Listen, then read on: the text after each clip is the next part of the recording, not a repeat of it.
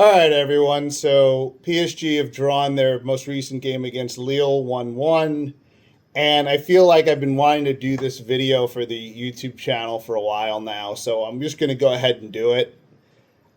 Lucas Chevalier, we have to have this conversation because I have it on Twitter all the time. And I think there's different schools of thought here. And I feel like people are starting to come over to my side on this one. But I wanted to just sort of lay out my case really step by step to explain why I'm being so critical about this and why it feels like I'm sort of piling on the kid, who's just made what, 9 PSG starts so far, 7 in the league, well, 10, including the Super Cup. So he's made 10 PSG starts, and why I'm sort of being so critical.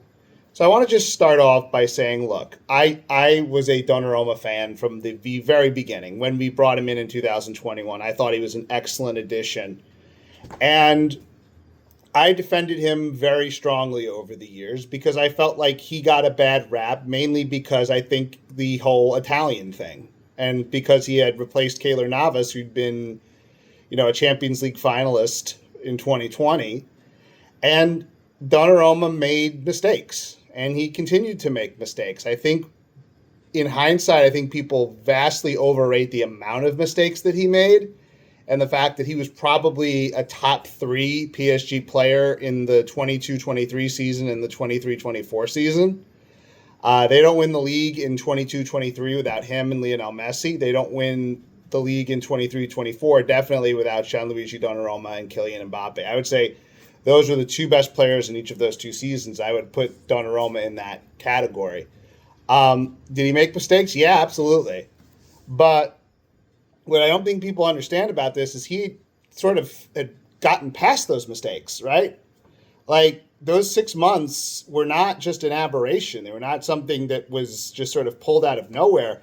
He's continued that level of performance at Man City, and it was a culmination of all those mistakes he had made beforehand that he'd finally sort of been able to get it together and become the kind of goalie that PSG were expecting him to be.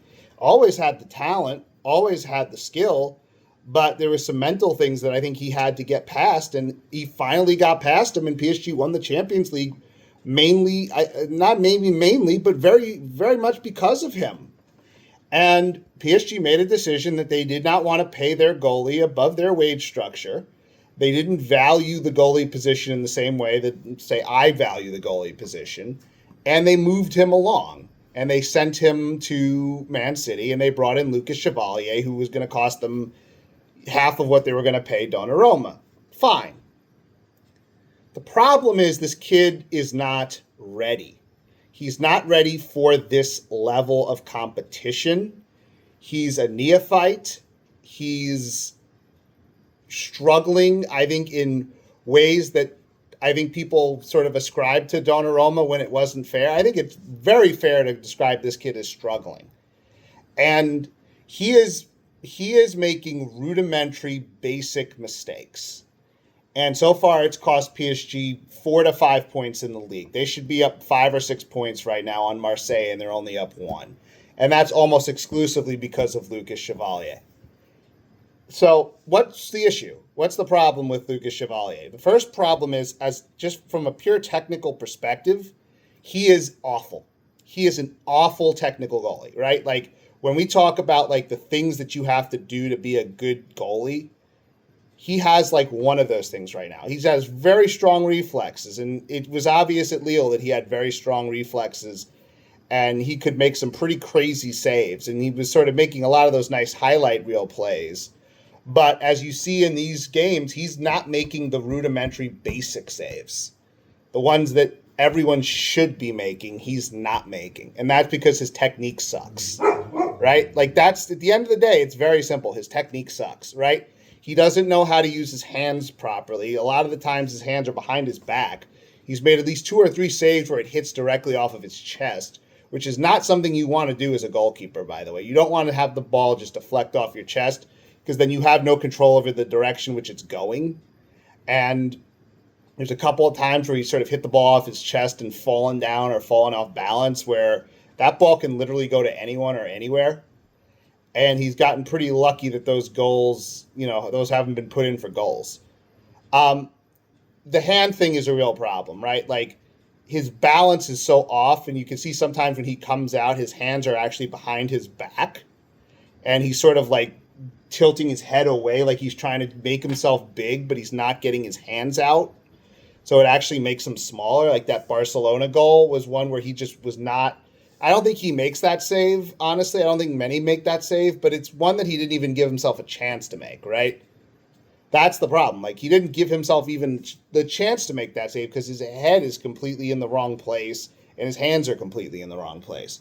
Second thing is his balance. His balance is really off, right? Like, when he makes saves, like there was a save against Lens, I believe, a couple weeks ago, where he's falling to his right and he's sort of pushing the ball to the opposite side, right? So he's pushing the ball the opposite side of the way in which he's going.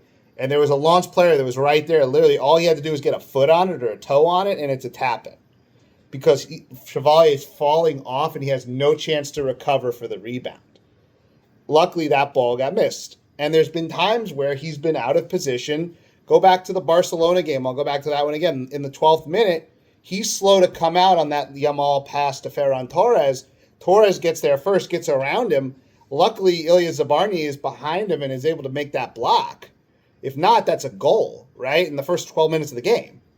So you could talk about the Tottenham goal, the Tottenham second goal, where he just is slow to get down, has perfect sight of it. It's not a great shot. Most goalies are going to make that save. The Marseille game, where again, he just is slow to get to it, goes up with one hand, isn't strong on the punch, gets knocked down.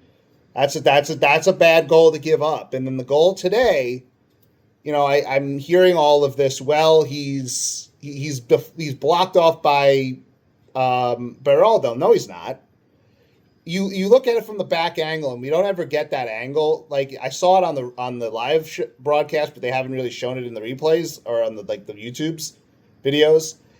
He has perfect sight of this Ethan Mbappe shot. He knows where it's going. What he does is the classic mistake where the goalkeeper anticipates a deflection, right? And one of the top 5 rules of goalkeeping is you can never anticipate a deflection. You have to play the ball as if it's not going to get deflected. Because if you don't, what happens will happen there, which is a very savable ball and a very savable shot is not saved because you're not reacting to it, right? That's the problem. If he reacts to that and Beraldo tips it, right, and it goes in by accident, that's not on Chevalier. That's on Beraldo for deflecting it, right? I don't want Beraldo to deflect that shot because that can go anywhere. Chevalier has a read on it. He's looking right at the guy, and he knows the shot is not taken very hard. It's not hit with pace. It's hit low, which is better than it being hit into the top corner, which it should have been because Mbappe actually makes a nice move on Nuno Mendes and gets a good position. That ball should get hammered into the corner. Instead, he puts it on the ground right next to Chevalier, but because Chevalier anticipates the deflection, he's slow to get down. That's a rudimentary goalkeeping mistake. Like, you talk to any goalkeeping coach, and I have, that is a problem. That is one that you can't give up. So, what's the point of all this? What's the point of the pile-on? It's to just make this point of, I think it was a mistake for Luis Enrique. I think, he's been obviously the best manager in PSG history, but it doesn't mean that he hasn't made mistakes here and there, right? Like, this was a mistake. Bringing Chevalier in was a mistake, right? And that's okay to admit, and they should admit it now and start looking for a veteran goalkeeper who can come in and not be this bad, right? We just need replacement level goalkeeping for the next 7 months, right? 8 months or so to get through this season so that Lucas Chevalier can sit on the bench and learn how to play goalkeeper at this level, right? And you might want to say, well, he played in the Champions League and he played at Lille and, blah, blah, blah. And he was one of the best goalkeepers in the world last year. Okay, yeah. But playing goalkeeper at Lille is not the same as playing goalkeeper at PSG. On the one hand, when you play at Lille, you're facing more shots, and the goals you give up are not as scrutinized. It's not as big a deal, to be honest, right? Because you're not expected to win 95% of your games at Lille. The fact that he's facing more shots at Lille, more high percentage shots, and he's allowed to sort of get himself into the flow of the game and be a little more active. And I think him being more active is probably better for him because he's kind of a reactionary keeper. He's not good technically. So he needs to sort of be in rhythm and playing instinctually. Being at Lille makes more sense for him, right? Being at a mid-table club where he can be aggressive and it's not all on him, as opposed to playing at PSG, where you're going to stand around for 70 minutes and probably not see a shot. See, the one thing PSG have done really well this year that people haven't talked about, they have been as defensively sort of solid as any team in Europe, right? 4 of their 7, I'd say 6 of their 10 games have been shutouts, right? They're not giving up a ton of goals. They're not giving up a ton of chances.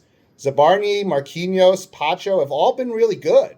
They're not shipping chances. It's not like he's facing a ton of shots.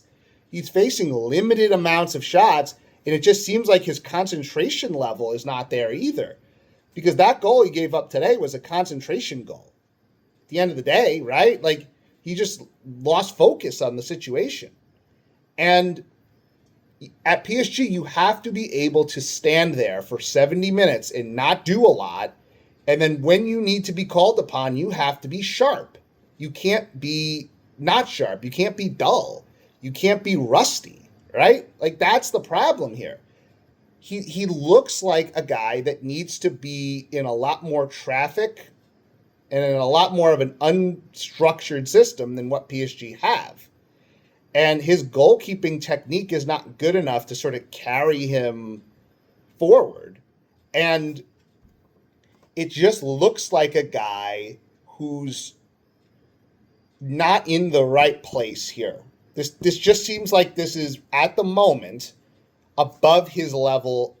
And that's why I'm saying, find a veteran goalkeeper who can play replacement level goalkeeping, which is what you need right now. You don't need spectacular. We'd love spectacular.